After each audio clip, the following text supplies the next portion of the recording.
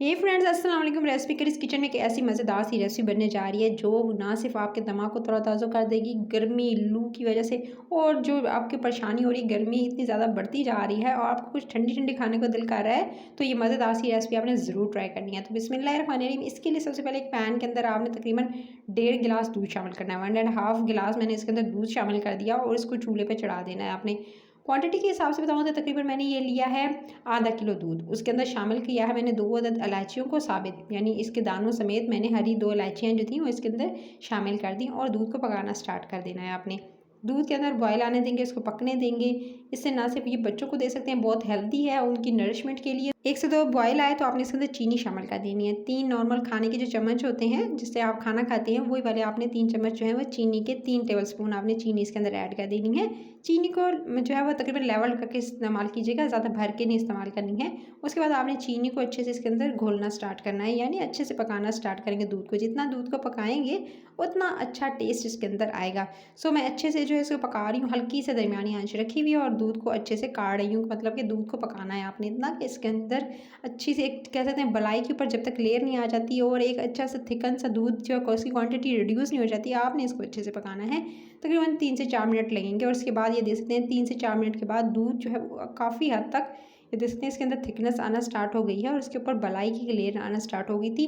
तो मैंने इसको मुसलसल हिलाते हुए इसे पकाया है। अच्छा, अब आपने क्या करना है, इसी स्टेज पर जब अच्छे से 3-4 बॉयल आ जाएंगे आपने लेना है कॉर्नफ्लावर। अच्छा, 1 टेबल स्पून कॉर्नफ्लावर के लेने हैं, सिंपल ले लीजिएगा कॉर्नफ्लावर। उसके अंदर शामिल करना है थोड़ा सा पानी शामिल करके, इतना पानी शामिल करना है कि इसको अच्छे से घोल सकें और इसके अंदर लम्स या गुठलियाँ वगैरह ना हो। सो इसलिए आपने इसके अंदर पानी की मिकदार थोड़ी सी ज़्यादा रख लीजिएगा। तकरीबन आधा कप के करीब मैंने इसके अंदर पानी शामिल किया और उसको बहुत अच्छे से मिक्स कर रही हूँ ताकि जो है अच्छे से एक कह सकते हैं स्मूथ सा आपका जो है वो मिक्सचर रेडी हो जाए। सो आपने इस तरह से घोल लेना है। कॉर्नफ्लावर को घोलने के बाद उबलते हुए दूध में जो आपने दूध उबाल रहे हैं ना, इसको आपने पकाना है, ठीक है। और पकते हुए इस दूध के अंदर आपने शामिल करना है जो आपने कॉर्नफ्लावर घोला है, वो आप इसके अंदर शामिल कर देंगे। अच्छा, कॉर्नफ्लावर जो है वो आप इसके अंदर शामिल करते ही फिर आप बराबर चमचा चलाएंगे ताकि जो है वो अच्छे से इसको पका सकें। इसका कच्चापन दूर करने के लिए अब आपने दूध को बहुत अच्छे से पकाना है। फिर दोबारा हल्की आंच कर देंगे। हल्की आंच पे मैं इसे पका रही हूँ, तेज़ आंच पे नहीं कुक करना है। जल्दी का काम ये होगा कि अगर जल्दी पका लेंगे तो टेस्ट नहीं आएगा और उतना अच्छा दूध का फ्लेवर नहीं आएगा।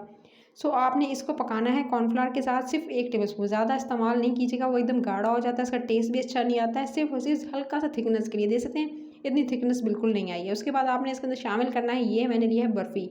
अच्छा, बर्फ़ी को तोड़ लिया था मैंने और तकरीबन 2 अदद बड़े साइज़ की जो बर्फ़ियाँ थी उनको तोड़कर मैं इसके अंदर शामिल कर रही हूँ। चीनी की मिकदार इसी हिसाब से आप कम रखिएगा, क्योंकि आपने इसके अंदर बर्फ़ी का इस्तेमाल किया है तो आप इस वजह से जो है चीनी कम रखेंगे और बर्फ़ी जो है तकरीबन 2 से 3 एटलीस्ट जो है पीसेस जो होते हैं उसके, वो इसके अंदर ऐड कर देंगे। तोड़ के शामिल कीजिएगा, पहले से तोड़ लीजिएगा, तोड़ के इसके अंदर शामिल कर देना है। टेस्ट भी अच्छा आएगा, बच्चे जो है बहुत शौक से पियेंगे और स्पेशली बड़े भी। तो आप जो है इसे खुद भी पी सकते हैं, चाहे आप स्टूडेंट हैं तो आप जो है स्टूडेंट ले सकते हैं, क्योंकि अगर आप यूनिवर्सिटी या कॉलेज जाते हैं तो इस तरह की रिफ्रेशिंग जो आप जो फिज़ी ड्रिंक्स बाहर से लेकर पी रहे होते हैं उससे बेहतर है कुछ अच्छा और हेल्दी लिया जाए। तो इसको आपने अच्छे से पकाकर अब चूल्हे से उतार लेना है और उतार कर इसको ठंडा कर लेना है। रूम टेम्परेचर पर आप इसे निकाल लेंगे और ठंडा कर लेंगे, यानी रूम टेम्परेचर पर आपने इसको ठंडा करना है इसे निकालने के बाद। और ये दे सकते हैं दूध अच्छा सा रेडी हो चुका था, इसके अंदर आपको कहीं से भी वो गाढ़ापन नज़र नहीं आ रहा जो कस्टर्ड एकदम बना देते हैं, वैसा नहीं है।